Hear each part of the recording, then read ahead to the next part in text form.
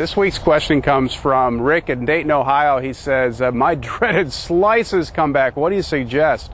Well, that's unfortunate because there's a lot of people out there that have trouble with the dreaded slice. So I'm going to first suggest this. When you start to slice it, take more loft.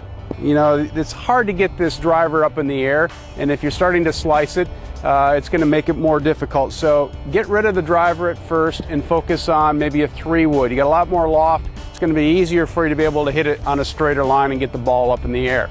You're not going to lose that much distance. In fact, if you're slicing it, you're probably going to hit this one further than you are with the slice until you get comfortable with getting the club squared up.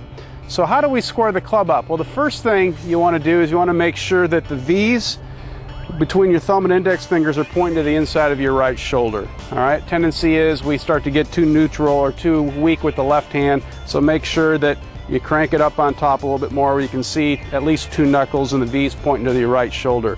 And then make sure your grip pressure stays loose enough where you can have some good rhythm and release the toe of the club through the strike. You notice I'm making some rhythmic swings here, and I'm really trying to get the feeling that I'm staying relaxed with my hands and letting the toe of the club release toe back up again. You notice I got my index finger down the shaft, which is pointing now right down my target line and helping me feel like I release the toe past the heel.